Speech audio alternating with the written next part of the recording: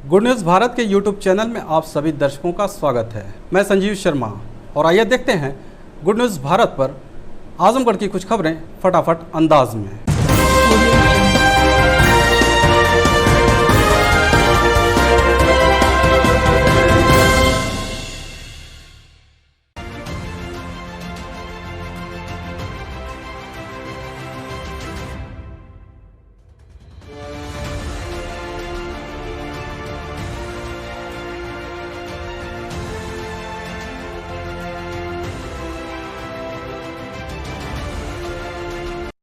आजमगढ़ जिले के बिलैसा मंडी में वरिष्ठ लिपिक का कारनामा आया सामने। डीडीसी पद पर 2 लोगों को कराया ज्वाइंट कार्यालय से कुर्सी छोड़कर हुआ फरार। बता दें कि इन दिनों बिलैसा मंडी में 2 डीडीसी कार्य कर रहे हैं। अब सवाल यह उठता है कि एक ही विभाग पर एक पद पर आखिर कैसे 2 लोग कार्य कर सकते हैं। इसको लेकर मंडी परिषद में खींचतान चल रही है। यहाँ तक कि पहले ज्वाइन किए डीडीसी रामप्रसाद का कार्यालय से नेम प्लेट भी उखड़वा कर फेंकवा दिया गया। इसको लेकर वर्तमान में कार्यरत डीडीसी रामप्रसाद ने सवाल खड़ा कर दिया कि आखिर उनके रहते दूसरे किसी को कैसे ज्वाइन कराया गया।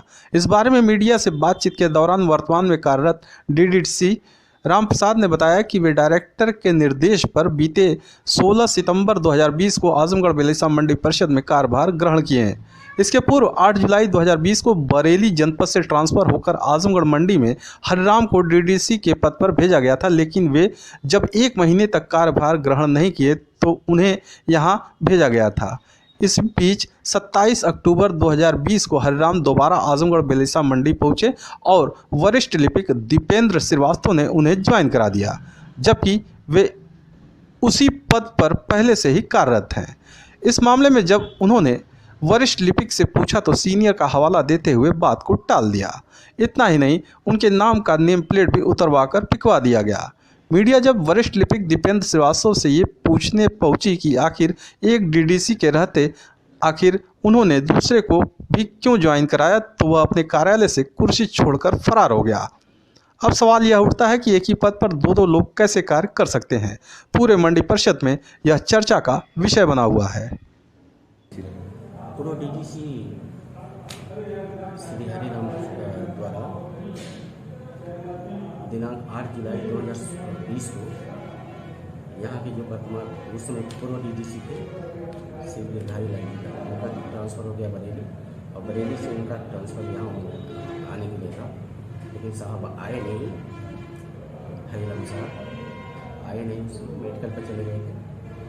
उसके बाद तब से मैं कार्यरत हूँ और दिनांक 27/10/2020 को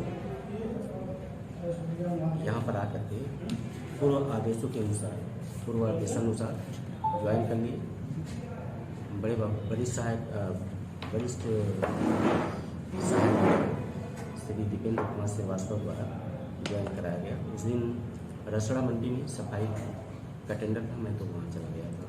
अच्छा हाँ, आज मैंने देखा कि मेरा नेम प्लेट भी हटा दिया गया, तो उनसे हम लोगों ने पूछताछ किया बड़े बाबू से, तो उन्होंने कहा कि कल जाते समय कल यानी 1-2 तारीख को वो यहाँ पर बैठे हुए थे और 3 तारीख को भी बैठे हुए थे। तो उन्होंने कहा कि ये नेम प्लेट जब मैं रहूँ तो हटा देना। तो उन्होंने कहा कि तब मैंने लालचंद से हटवाया था, लेकिन लालचंद से मैंने बात किया, हम लोगों ने बात किया, तो उन्होंने कहा कि नहीं, मैंने नहीं। आजमगढ़ जिले में किसान बिल को वापस लेने के साथ ही किसानों की अन्य समस्याओं को लेकर किसान सभा ने राष्ट्रपति के नाम संबोधित ज्ञापन डीएम को सौंपा। जिलाधिकारी कार्यालय पहुंचे उत्तर प्रदेश किसान सभा के अध्यक्ष इम्तियाज बेग ने सरकार को किसान विरोधी बताते हुए कहा कि आज पूरे देश के किसान आंदोलित हैं। सरकार ने जो किसान बिल पारित किया है वह किसानों के हित में नहीं है। पूंजीपतियों के हाथ की कठपुतली बनाने का काम सरकार किसानों के साथ कर रही है। आज पूरे देश में महंगाई चरम पर है। सरकार किसानों से सस्ते रेट पर प्याज खरीदकर आज उपभोक्ताओं को महंगे दामों पर बेचने का काम कर रही है, जिससे उपभोक्ता परेशान हो रहे हैं। उन्होंने राष्ट्रपति के नाम संबोधित ज्ञापन डीएम को सौंप मांग किया है कि किसान विरोधी बिल को वापस लिया जाए। किसानों की जो 3 कानून बिल भारत सरकार ने पार्लियामेंट में पास किया था, उसके वापस करने के लिए, कि जो किसान विरोधी है, किसान के तमाम ज़मीनों को बेचने का, किसानों के फसल की कोई गारंटी नहीं है और उपभोक्ताओं को भी लूटने का। उसके उदाहरण के तौर पर आप देख लें उत्तर प्रदेश के अंदर 4 रुपये 5 रुपये किसानों से मई जून के अंदर प्याज खरीदी गई और आज प्याज उपभोक्ताओं को 80 और 85 और 75 रुपये में बेची जा रही है। किसानों की ज़मीन सस्ते में लेने की साजिश की जा रही है, किसानों को बेदखल करने की। तो आज पूरे देश में अखिल भारतीय किसान संघर्ष समिति जिसमें अतुल कुमार अंजान, वाहन शेख के दूसरे लोग हैं और 26-27 को पूरे देश के किसान इकट्ठा होकर के दिल्ली को जाम करेंगे, जंतर मंतर को जाम करेंगे, पार्लियामेंट को घेरेंगे 26-27 2 दिन। इन्हीं सवालों को लेकर के आज उत्तर प्रदेश किसान सभा पूरे उत्तर प्रदेश में और आजमगढ़ में भी हम लोग धरना प्रदर्शन इस सवालों को लेकर कर रहे हैं और जाकर डीएम को महामहिम राष्ट्रपति महोदय के नाम मांग आजमगढ़ विकास भवन सभागार में जिला एकीकरण समिति की बैठक में 19 नवंबर से 25 नवंबर तक कौमी एकता सप्ताह मनाए जाने पर दिया गया बल। बैठक में उपस्थित जिला पंचायत अध्यक्षा मीरा यादव ने बताया कि 19 नवंबर 2020 से 25 नवंबर तक कौमी एकता सप्ताह मनाया जाएगा। इसी के साथ ही जनपद के महान विभूतियों, स्वतंत्रता संग्राम सेनानियों में महापंडित राहुल सांस्कृतान, अयोध्या सिंह उपाध्याय हरिऔध, अल्लामा शिबली नुमानी, लक्ष्मी नारायण मिश्र, कैफी आज़मी का जन्मदिन उल्लासपूर्वक मनाए जाने पर बल दिया। जिला पंचायत अध्यक्षा द्वारा कैफी आज़मी का जन्मदिन मनाए जाने का सुझाव दिया गया। उन्होंने कहा कि आपसी सौहार्द एवं भाईचारा की बुनियाद को बनाए रखने के लिए राष्ट्रीय एकीकरण की आवश्यकता है। उन्होंने कहा कि इस एकीकरण समिति को जिंदा रखने के लिए समाज के हर क्षेत्रों से लोगों को जोड़ा जाए। उन्होंने कहा कि इस समिति में युवाओं के साथ साथ महिलाओं की भी भागीदारी होनी चाहिए। आज राष्ट्रीय एकीकरण की बैठक थी और इसमें हमारे सभी प्रभुजनों ने अपनी राय रखी और हम लोगों ने निर्णय लिया है कि 19 से 25 नवंबर तक कौमी एकता के दिवस के रूप में मनाया जाएगा और 14 जनवरी को कैफी आज़मी के जन्मदिन पर हम लोग राष्ट्रीय एकीकरण के रूप में मनाएंगे। आजमगढ़ पुलिस लाइन गेट के पास शराब पीकर हंगामा करना आरक्षी को पड़ा भारी। एसपी ने आरक्षी को किया निलंबित। पुलिस अधीक्षक सुधीर कुमार सिंह ने बताया कि पुलिस लाइन गेट के पास एक व्यक्ति खाकी पैंट और टी शर्ट पहने हुए था और आने जाने वाले पब्लिक के लोगों के साथ शराब पीकर हंगामा कर रहा था। सूचना पर उन्होंने प्रभारी कोतवाली को मौके पर भेजा, तब तक वह जा चुका था। छानबीन कराई गई तो पता चला कि वह व्यक्ति कांस्टेबल दीपक वर्मा था। इससे पहले भी कई बार उसकी शिकायत अनुशासनहीनता की मिल चुकी है। शिकायत सही पाए जाने पर उन्होंने आरक्षी दीपक वर्मा को निलंबित कर दिया, साथ ही विभागीय कार्रवाई का आदेश दिया है।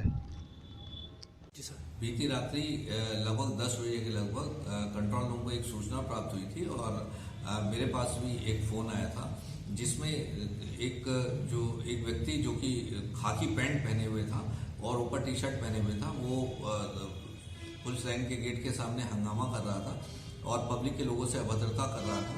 इस सूचना पर तत्काल SHO कोतवाली और RI पुलिस लाइन मौके पर पहुंचे। तब तक पब्लिक के आदमी और वो व्यक्ति जा चुका था। इस संबंध में छानबीन की गई तो पता चला कि यह जो हंगामा करने वाला जो व्यक्ति है ये कांस्टेबल दीपक वर्मा है और ये एक अनुशासनहीन कांस्टेबल है। इससे पहले भी कई महीने तक ये निलंबित रह चुका है और इसकी ड्यूटी एक कॉलेज में चल रही थी और वो वहां से आकर यहाँ पर हंगामा कर रहा था। इस संबंध में मेरे द्वारा अनुशासनहीनता को दृष्टिगत रखते हुए कांस्टेबल दीपक वर्मा को निलंबित किया गया है और इसमें अग्रिम विभागीय कार्रवाई की जाएगी ताकि इसे कड़ा दंड। SC, ST, OBC और अल्पसंख्यक समुदाय के ऊपर हो रहे हिंसात्मक हमले पर रोक लगाने की मांग को लेकर आजमगढ़ कलेक्ट्रेट पर राष्ट्रीय अति पिछड़ा अनुसूचित जाति जागृति मोर्चा ने सौंपा ज्ञापन। जिलाधिकारी कार्यालय पहुंचे राष्ट्रीय अति पिछड़ा अनुसूचित जाति जागृति मोर्चा के जिला प्रभारी लाल बहादुर त्यागी ने बताया कि बीते 31 अक्टूबर को अमेठी जिले में अनुसूचित जाति की महिला ग्राम प्रधान के पति अर्जुन प्रसाद की मिट्टी का तेल छिड़ककर निर्मम हत्या कर दिया गया, लेकिन अभी भी एक आरोपी को पुलिस ने गिरफ्तार नहीं किया। इसी के साथ ही अन्य मामलों को भी मीडिया के बीच रखा। बताया कि आरोपियों की गिरफ्तारी नहीं हुई तो मोर्चा बड़ा आंदोलन करेगी। उन्होंने बताया कि राज्यपाल के नाम संबोधित ज्ञापन DM को सौंप मांग किया गया है कि आरोपियों को की शीघ्र गिरफ्तारी करने के साथ ही उन्हें फांसी की सजा दी जाए। 31 अक्टूबर को अमेठी जिले में अनुसूचित जाति के प्रधान पति जो थे अर्जुन प्रसाद कोरी जी की पेट्रोल छिड़क करके आग लगा करके उनकी हत्या कर दी गई, लेकिन कुछ आरोपी गिरफ्तार किए गए और अभी भी एक आरोपी फरार है। इसी तरीके से आजमगढ़ में बांस गांव में तरवा थाना के अंतर्गत सत्यमेव जयते की हत्या हुई थी। कुछ अपराधी गिरफ्तार किए गए थे, लेकिन सूर्यांश दुबे नाम का आदमी आज भी खुलेआम घूम रहा है। और प्रयागराज में, इलाहाबाद में भी इस तरीके की एक हत्या हुई है, लेकिन अभी गिरफ्तारी नहीं हो पाई। यही सब मांगों को लेकर के हम आज जिलाधिकारी महोदय को ज्ञापन दिए हैं। अगर ज्ञापन देने के बाद अगर सुनवाई नहीं होती तो हम बहुत बड़े जन आंदोलन, धरना प्रदर्शन करेंगे और पूरे भारत में करेंगे। क्या चाहते हैं आप? हम ये चाहते हैं कि आरोपियों को गिरफ्तारी हो, कड़ी से कड़ी सजा देकर उनकी फांसी की सजा होनी चाहिए, हमारी ये मांग है। कार्यकाल समाप्त होने के बाद ग्राम प्रधानों को ही प्रशासक बनाए जाने की मांग को लेकर पंचायती राज ग्राम प्रधान संगठन ने आजमगढ़ सीडीओ को सौंपा ज्ञापन। विकास भवन स्थित मुख्य विकास अधिकारी कार्यालय पहुंचे पंचायती राज ग्राम प्रधान संगठन के राष्ट्रीय महासचिव डॉक्टर राजेश सिंह ने बताया कि आगामी 25 दिसंबर को पंचायतों में ग्राम प्रधान का कार्यकाल समाप्त हो रहा है। ऐसे में सही समय पर प्रधानी का चुनाव होना असंभव लग रहा है।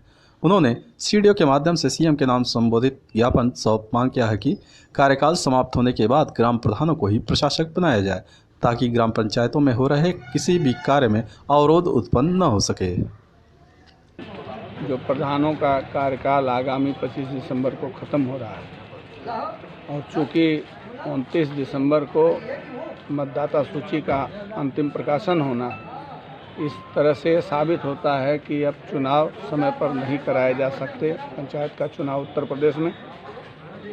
इसलिए बगैर प्रधान या प्रशासक के ग्राम पंचायतों को रखना प्रशासन कतई नहीं चाहेगा और रहता भी नहीं है, ये कानूनी नहीं है। बगैर प्रशासक के पंचायतें नहीं रह सकती।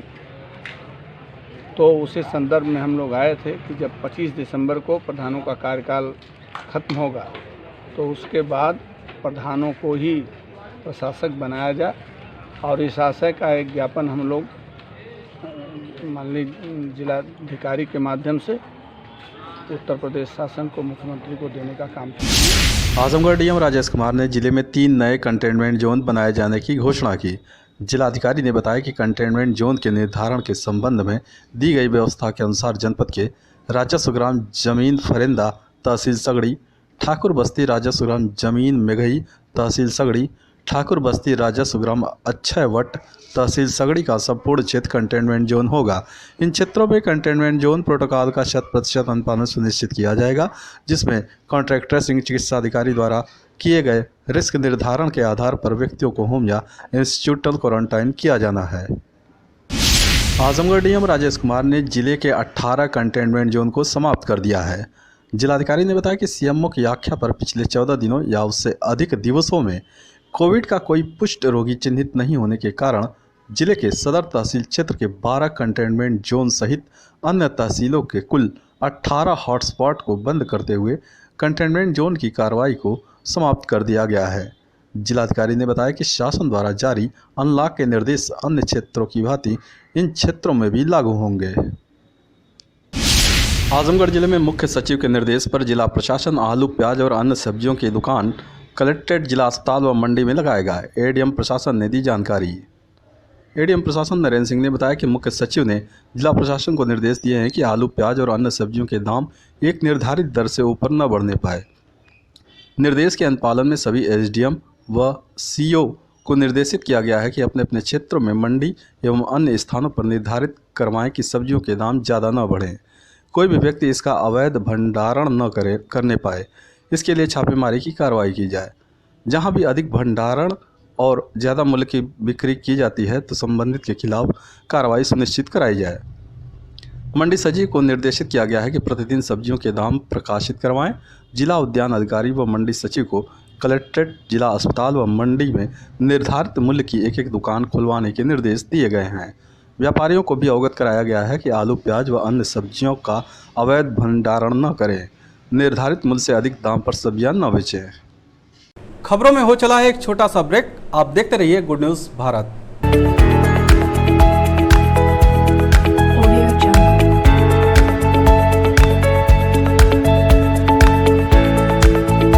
ब्रेक के बाद एक बार फिर से आपका स्वागत है और आइए देखते हैं आजमगढ़ की खबरें फटाफट अंदाज में।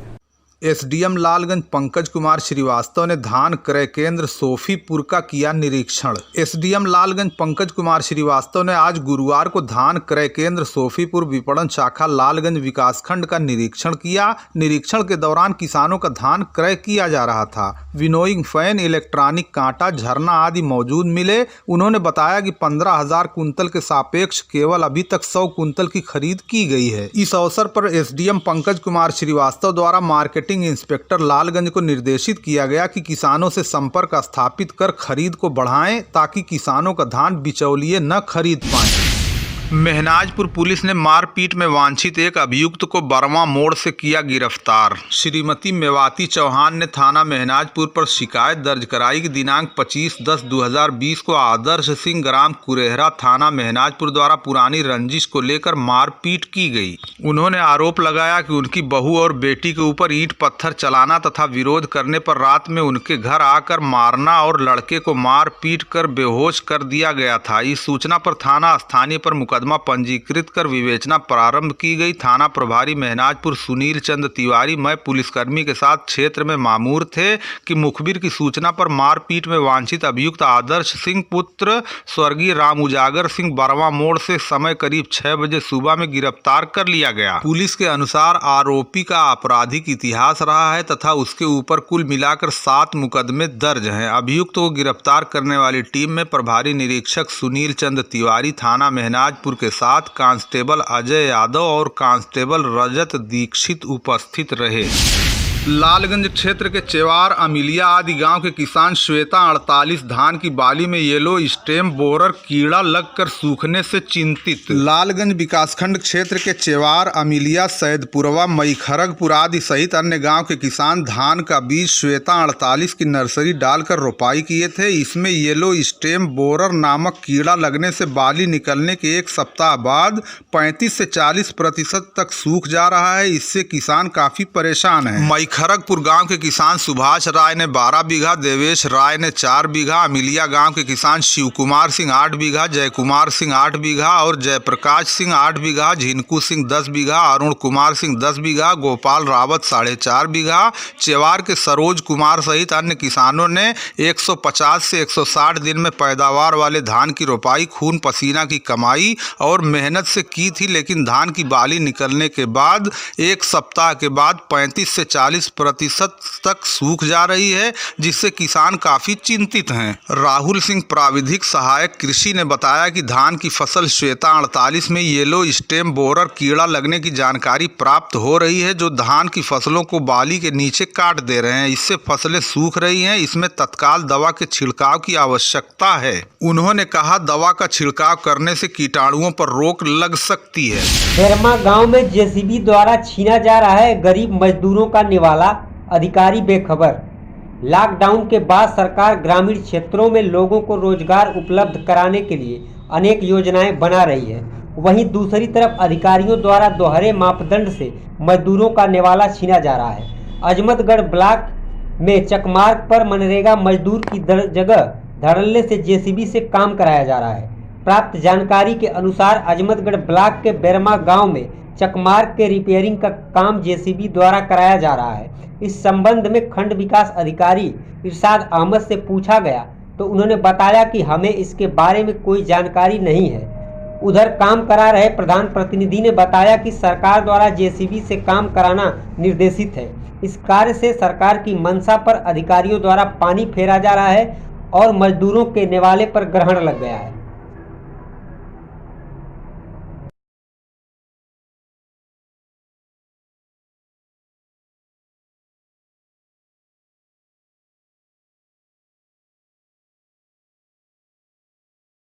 आजमगढ़ जिले में 5 नवंबर को आई जांच रिपोर्ट में 10 नए कोरोना पॉजिटिव मरीज मिले हैं। सीएमओ डॉक्टर ए के मिश्रा ने इसकी पुष्टि की है। मुख्य चिकित्सा अधिकारी डॉक्टर ए के मिश्रा ने बताया कि पूर्व में प्रेसिस सैंपल में से 10 व्यक्तियों की जांच रिपोर्ट पॉजिटिव प्राप्त हुई है, जिसमें एंटीजन किट के 5, RT-PCR के 1 और ट्रूनाट मशीन के 4 केस हैं। मुख्य चिकित्सा अधिकारी डॉक्टर ए के मिश्रा ने बताया कि जिले में अब तक कुल 5,400 कोरोना पॉजिटिव मरीज पाए गए हैं। वर्तमान समय में 131 सक्रिय मरीज हैं। 5,182 मरीज स्वस्थ होकर डिस्चार्ज किए जा चुके हैं, तो वहीं 87 मरीजों की मौत हो चुकी है।